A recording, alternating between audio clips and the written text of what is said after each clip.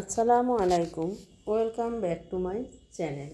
বরাবরের মতো আবারও একটি রেসিপি নিয়ে চলে আসলাম। কম বেশি সবাই এই শীতে তো পাটিসাপটা খেয়েছেন। তো আজকে আমি এই পাটিসাপটাটা করেছি আমার ছেলের স্কুলে পিঠা উৎসব, তার জন্য একটা আমি এখানে বল নিয়েছি, অর্থাৎ বাটি। আর সেই বাটিতে আমি কিন্তু এখানে হাফ কাপ পরিমাণে শুকনো চালের গুঁড়ি দিয়ে দিলাম। এখন আমি এখানে 1 কাপের তো পরিমাণে একটু কম ময়দাটা দিয়ে দিচ্ছি। তো আটা থাকলেও দিতে পারেন, আবার না দিলেও হবে, সফটের জন্য আমি দিয়ে দিলাম। আর এখানে আমি হাফ কাপ পরিমাণ গুঁড়ো দুধ দিয়ে দিলাম। তো এটাও স্কিপ করতে পারেন। তারপরে আমি 6 থেকে 7 চামচের মতো চিনি দিয়ে দিলাম আর সামান্য পরিমাণ লবণ দিলাম। এখন আমি শুকনা উপকরণগুলো ভালোভাবে নেড়েচেড়ে মিক্স করে নিব। আর এখানে কিন্তু আমি এই ব্যাটারটা করার জন্য একবারে নরমাল পানি দিয়ে নেব। তো এই তো আমি ধাপে ধাপে পানি দিব আর একটু করে ব্যাটারটা আর কি করে নেব। এই তো ব্যাটারটা করার জন্য। তো এই পিঠাটা এতটাই টেস্ট হয়েছিল, এক টিচার খেয়েছিল, খাওয়ার পরে তার কাছ থেকে আরও 7টা নিয়ে গেছে। তো আমি কিন্তু এখানে পাটিসাপটা 12 পিস করছিলাম, তার স্কুলেই দিয়েছি 10 পিস, আর ঘরে রেখেছিলাম 2 পিসের মতো। তো পরে আমরা তৈরি করে খাবো, এজন্য বেশি একবারে বানাইনি। তো এখন আমি এটা বারে বারে একটু করে পানি দিয়ে এই তো আমি ব্যাটারটা কীরকম আর কি ভারী না পাতলা রেখেছি সেটা দেখাইলাম। তো ওটা আমি রেস্টে রেখে দিয়ে এখানে আমি চুলা অন করে কড়াইয়ের মধ্যে কিন্তু 1 লিটারের মতো লিকুইড মিল্ক দিয়েছি।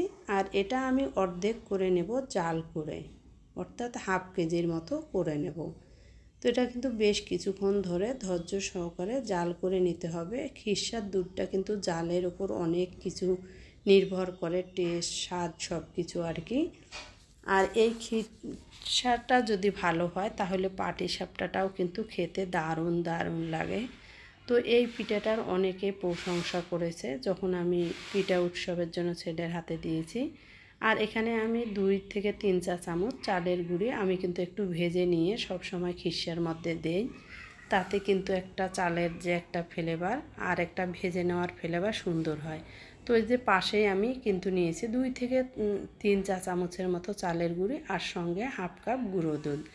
একসঙ্গে দুটোটা আমি ভালোভাবে মিক্স করে নিচ্ছি। আর এই তো আমি আগে একটু লিকুইড দুধ উঠিয়ে ঠান্ডা করে নিয়ে সেই হচ্ছে ওটার মধ্যে দিয়ে দেব। এখন আমি এখানে চিনি দিয়ে দিলাম 1 চা চামচের মতো। যেহেতু আমি খেজুরের গুড় দেব সেজন্য আমি চিনির পরিমাণটা কম দিলাম।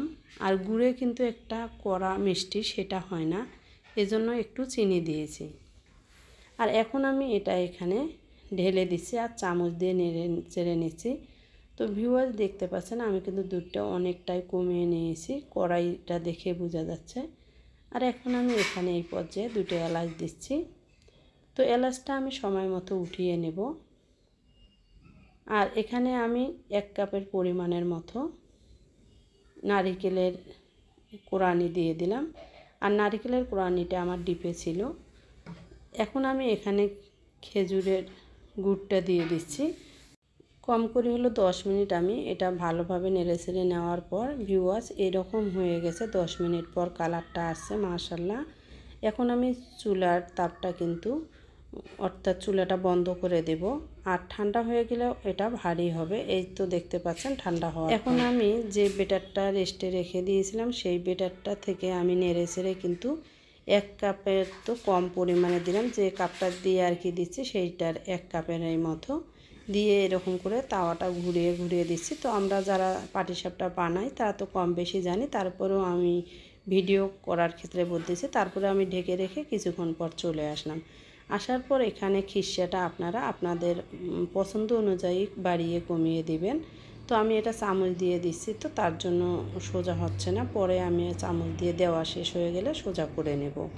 তো এটা কিন্তু আমি সবগুলো একটু নিচের দিকে যাতে একটু কালার হয় তার জন্য আমি বেশ কিছুক্ষণ একটু চুলার উপর রেখে দিয়ে কালার করে নিচ্ছি নিচের দিকে। আর যদি আপনারা এর চেয়েও বেশি কালার করতে চান সেক্ষেত্রে ব্যাটারটা যখন গুলাবেন তখন যদি একটু খেজুরের গুড় বা একটু ঝোলা গুড় যাকে বলে দেন তাহলে আরও সুন্দর কিন্তু কালার আসবে। আমি জাস্ট এরকম একটু কালার করব দেখে একটু লেটে আর কি পিঠাটা মুড়িয়ে নিলাম। তো এভাবেই কিন্তু আমি এপাশে বেশ কিছুক্ষণ নেওয়ার পরে আবার ওপিঠটাও আমি ফিরিয়ে দিয়ে বেশ কিছুক্ষণ তাওয়ার মধ্যে রেখে দেব।